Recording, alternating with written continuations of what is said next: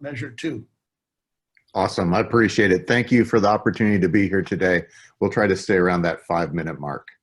Um, it's not me that's against ballot measure 2. It's a group of called Defend Alaska Elections. It's another group called Protect Your Ballot.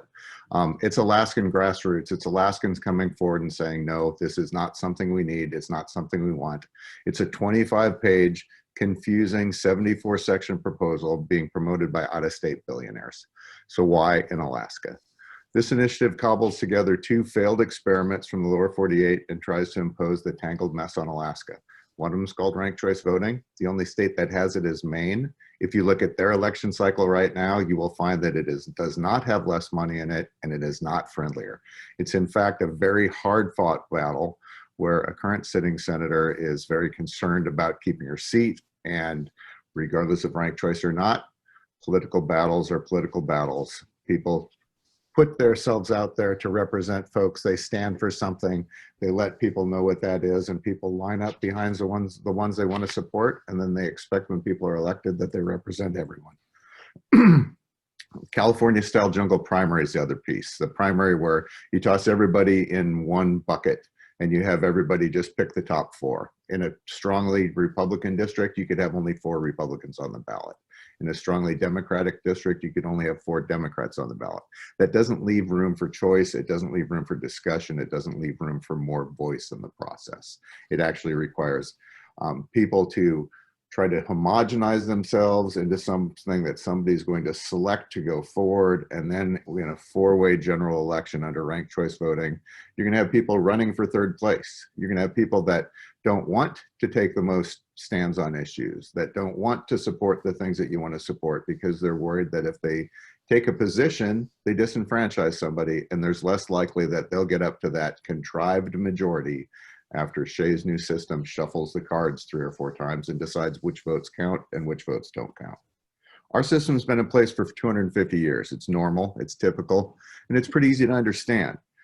We actually have 2 instructions on filling out our ballots. One is make sure the oval's filled in all completely, and the other one is choose only one in individual races, right? Pretty straightforward. In Maine, when they adopted this, it was a multi-page instruction manual, multi-pages, just to tell you how to go about voting, something we've been doing, some of us for a long time, and some of us looking forward to do it just for the first time.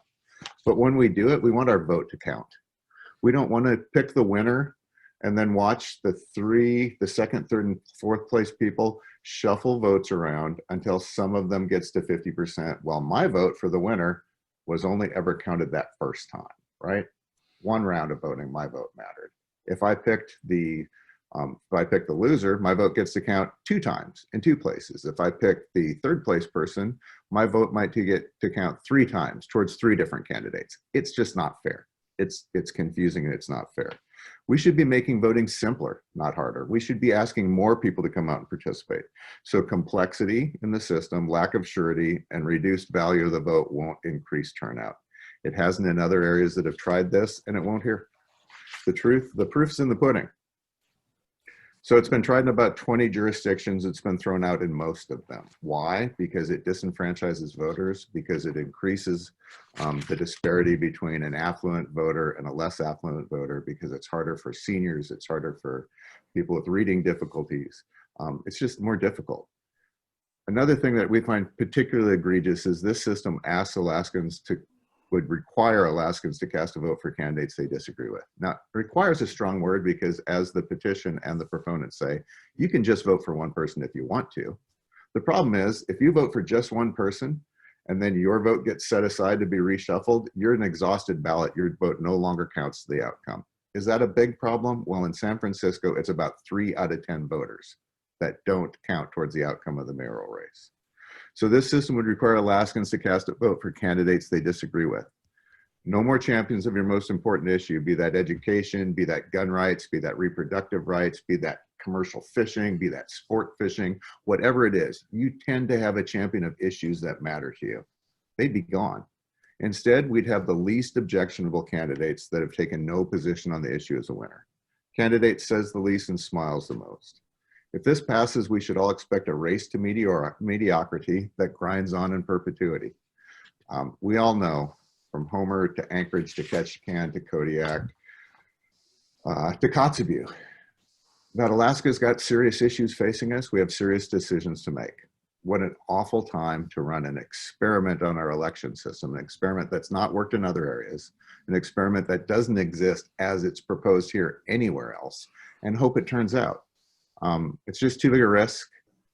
The idea of dark money, it's the ultimate hypocrisy that you have a group that's telling you how bad dark money is. 30 seconds.